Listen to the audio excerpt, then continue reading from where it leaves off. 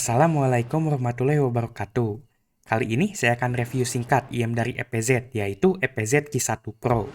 Ini adalah IM low-end yang dijual di harga sekitar 400 ribuan. IM ini sudah dijual resmi di Indonesia. Kalian bisa lihat langsung di marketplace seperti toko PDI, Simontok Orange, atau Lupa Bapak, dan juga e-commerce lainnya.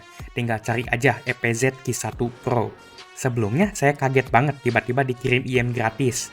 Ini lebih nyata daripada makan siang gratis. Tapi sayangnya saya tetap harus bayar Vanum Tax ke bea cukai sekitar 50.000. Jadi iya, ini paid promotion. Tapi gak akan mengubah opini saya mengenai barang ini.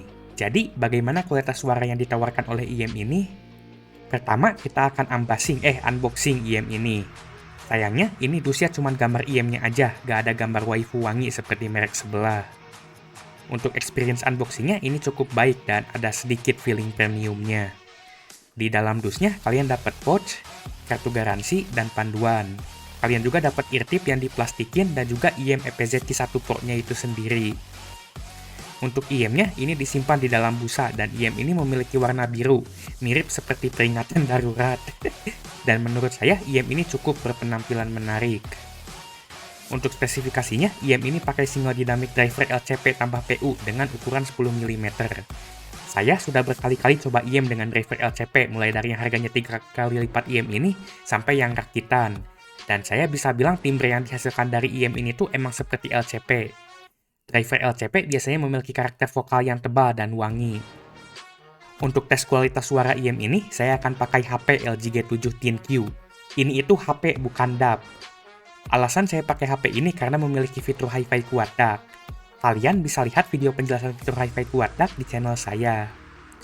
HP ini sudah saya pancing Quad DAC-nya biar pakai High Impedance Mode, jadi powernya lebih badag. Sekarang kita akan bahas kualitas suara dari IM EPZ Q1 Pro ini. Untuk bass, ini speednya biasa tapi agak pelan. Bassnya cukup deep tapi gak dalam banget dan bassnya itu punchy. Untuk kuantitasnya ini agak besar. Untuk masalah kuantitas, sedikit disclaimer, sebelum pakai IM ini saya biasa pakai headphone dan earbud yang bassnya kecil dan roll off. Jadi IM ini tuh menurut saya bassnya itu cukup besar. Karena ini tonalnya Herman, buat lagu jedak-jeduk cukup enak. Bassnya ini cukup ngedebug, cocok untuk kebutuhan horik pribadi. Bedanya, kalau kalian ngehorik pakai IM ini, gak bakal ganggu tetangga. Untuk vokal, ini vokalnya jernih dan juga kerasa anginnya. Bobotnya juga cukup gak tipis dan gak tebel banget, biasa tapi agak-agak lebih ketebel sih sebenarnya. Kata orang ini IM bagus vokalnya dan bagi kuping saya juga iya ini bagus ini vokalnya. Untuk kuantitasnya ini cukup, agak mundur sedikit ini karena bassnya naik. Dan untuk treble ini agak kurang extend, kuantitasnya agak kurang karena warm. Dan menurut saya treble-nya agak-agak sedikit kasar. Untuk teknisnya ini cukup. Dan tapi kalau kata saya sih agak sedikit kurang, tapi gak jelek. Dan detailnya itu agak kurang dan agak ngeblur gitu menurut saya. Tapi cukup, ini gak jelek-jelek banget, tapi gak bagus juga.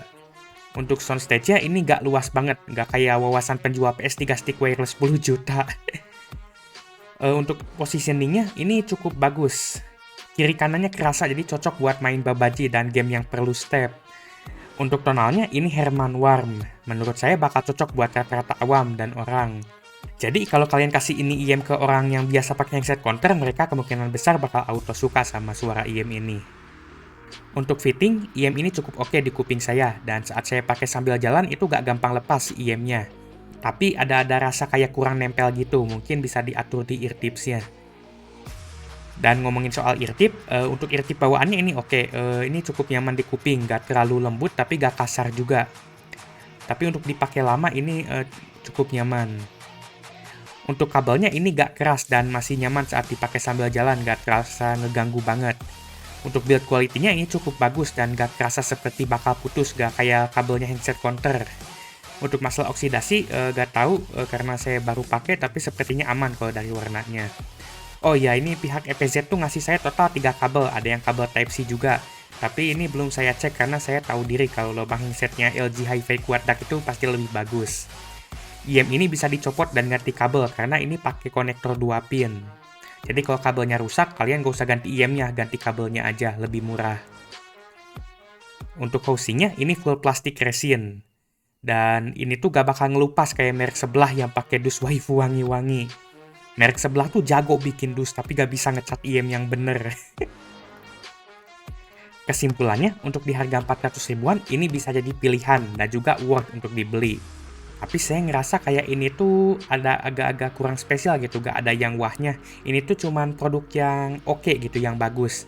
Tapi ya gitu, oke aja, gak pakai gas. Karakter suara IM ini bakal mudah diterima sama rata-rata orang dan juga IM ini tuh lebih ke all-rounder. Jadi buat kalian yang cari IM yang suaranya gak aneh-aneh, EPZ Q1 Pro ini bisa jadi pilihan. Dan saya bisa rekomendasiin IM ini buat awam. Itu saja sekian dari review singkat ini, semoga video ini bermanfaat.